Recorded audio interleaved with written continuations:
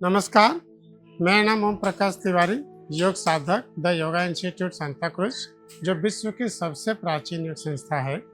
आज हम यहाँ बात करने वाले हैं नेक हम्प की, जो गर्दन के पीछे हम्प जैसे हो जाते हैं उसके बारे में। उसके लिए कुछ आसनास हैं जो करेंगे। तो उसके लिए सबसे पहले कंधों का और गर्दन का करते हैं। तो आइए देखते हैं। पहले गर्दन के लिए धीरे से दाहिनी तरफ गर्दन को घुमाएंगे, फिर धीरे से वापस बीच में आ जाएंगे। अब बाईं तरफ घुमाएंगे,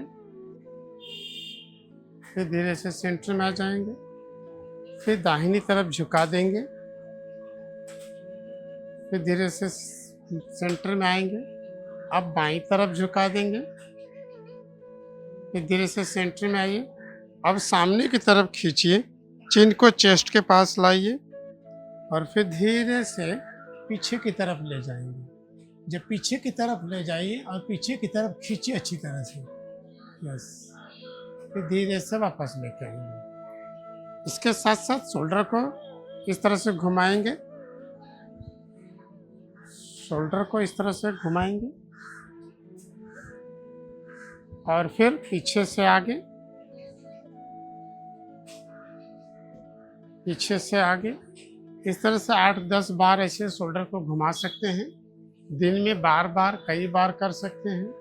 अब हाथों के फिंगर्स को ऐसे जॉइंट कर दीजिए और हाथों को बाहर की तरफ खींचिए।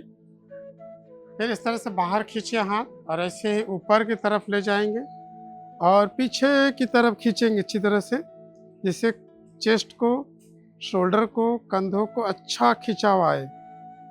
फिर धीरे से नीचे लाएंगे और फिर इस तरह से बाहर की तरफ खींचिए, फिर बाईं तरफ खींचिए। फिर धीरे से हाथ को ऐसे पीछे फिंगर लॉक करेंगे और पीछे शोल्डर खींच करके फिर हाथ को पीछे खींचेंगे। एक बार देख लेंगे पीछे से कैसे खींचना है। पहले कंधों को पीछे खींचेंगे और फिर हाथ को पीछे खींचेंगे, फिर धीरे से वापस आ जाएंगे। ये बहुत अच्छे हैं। दोनों कंधों को जोड़ देंगे और पीछे की तरफ खींचेंगे, फिर से ज्वाइंट कर लेंगे और पीछे की तरफ खींचेंगे, फिर से कंधों को जोड़ देंगे और फिर पीछे की तरफ खींचेंगे, फिर से कोहनियों को जोड़ करके फिर पीछे की तरफ खींचेंगे। इस तरह से खिंचाव देने से जो गर्दन का हम्प होता है वो निकलने में आसानी होती है। इसके बारे में कुछ और प्रैक्टिकल टिप्स जानते हैं हमारे योग गुरु डॉक्टर हंसा जी योगेंद्र से। नमस्कार। बहुत से लोगों को आपने देखा होगा कि गर्दन के पीछे यहाँ ऐसा थोड़ा ऊंचा हो जाता है, हम्प आ जाती है। ये हम्प नहीं आनी चाहिए, उसको हटाना ज़रूरी है।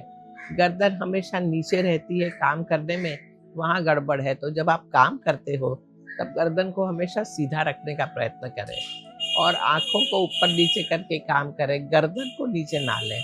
ये चिन जमीन के पैरेलल होना चाहिए, नीचे कितना हो सके प्रयत्न करें ना हो। सीधा रहने का प्रयत्न करें, स्पाइन सीधी ऊपर की ओर खींची के रहे तो बहुत अच्छा रहेगा। दिन में इस तरह की एक्टिविटी करें कि जिससे आप, कोशिश ये रहे कि स्पाइन सीधी रहे, शोल्डर्स रिलैक्स रहे। खाने में भी ध्यान रखें कि हम कुछ ऐसा खाना खाएं जो पचने में ऐसा हो कि सूजन शरीर की कम हो। कोशिश यही सब होनी चाहिए। एक्टिव रहे, गर्दन को घुमाते रहे, शोल्डर्स को रिलैक्स रखें तो सब ठीक रहेगा। नमस्कार।